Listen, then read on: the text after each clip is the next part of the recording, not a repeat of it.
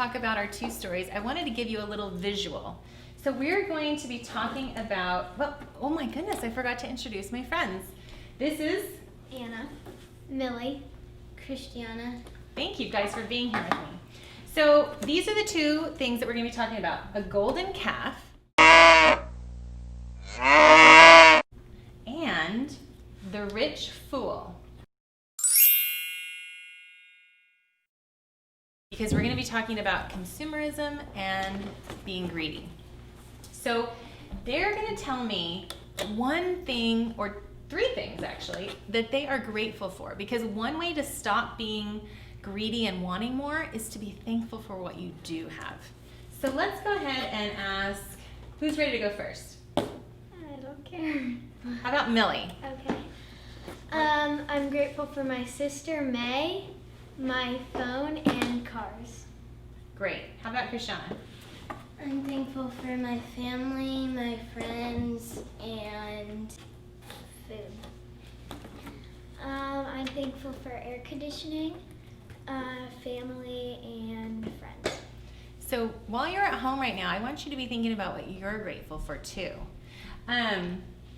One of the verses that's our memory verse is right here on the board. So if you know how to read, you can read with us. And if not, just listen to my words and you can repeat so I can teach you the verse.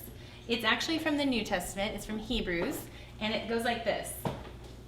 Keep your lives free from the love of money free from the love of money, and be content with what you have, and be content with what you have, because God has said, never will I leave you, never will I leave you, never will I forsake you. never will I forsake you. Hebrews 13:5. Hebrews 13:5. Woohoo! Okay, now for our lesson. Well, hello. I'm so glad you could join us today for Finding Holy for Kids at Monte Vista Chapel. We're going to be talking about two stories from the Bible. And before we do that, I want to talk about some big words that might be in this story that you might not have heard before. So one is consumerism. Consumerism. Now, what does that mean? Well, consumerism is when you, say, go to the toy store or the grocery store and you want to consume or buy stuff, okay? Now, that toy or gadget or whatever it is might be bright and shiny and new, and you're so excited, filled with joy and happiness. But after time, that bright, shiny toy is not so bright and shiny. Some of your happiness leaks out. Now, God actually created us to want and desire those things. But we need to turn to Him and trust Him because He is our one true living God. And those desires for joy and happiness, for finding a home and belonging and having roots, they are so good. But we need to remember to focus on Him and receive those gifts from Him, not from bright, shiny things that can distract us from God. We might call those things idols, okay? An idol is anything that we love more than God. So think about something that you always are talking about or thinking about that distract you instead of the one true God. That's what an idol is. Now, at school, you might not find a golden calf like we're going to talk about in this story, but there might be like a new iPhone that everyone has, or like a cool jacket or book that you want. And when you think that you can't be happy unless you have that thing, that's how you know something has become an idol in your life. And I want to tell you, friends, everybody struggles with these things, even adults. So if that happens to you, don't forget that God is always there waiting for you to return to Him, like we talked about in that story, the prodigal son. God is waiting for you. And He wants you to trust Him and love Him, the one true God.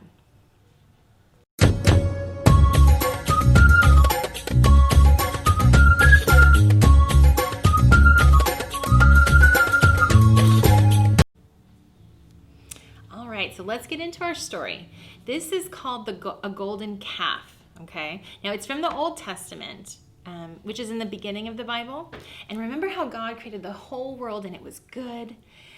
Well, you remember that his people, Adam and Eve, they had to leave the garden because they didn't trust God, and sin entered the world. Well, time passed and they grew in numbers. And remember the stories of Abraham and Isaac and Jacob, and then eventually Joseph.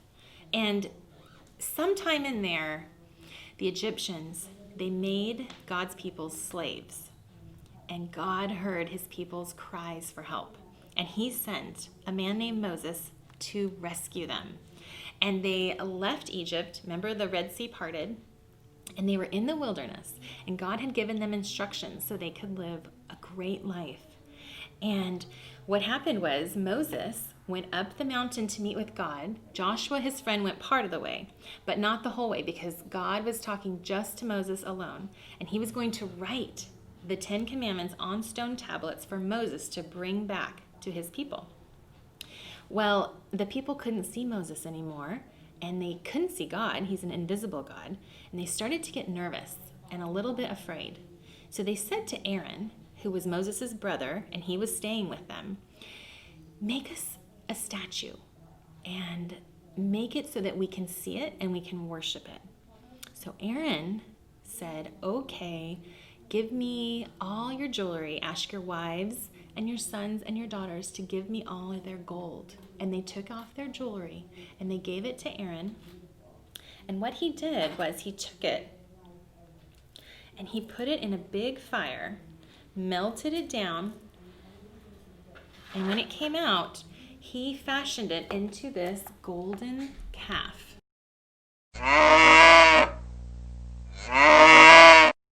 And it looked like a bull. And they could see it, and they could touch it.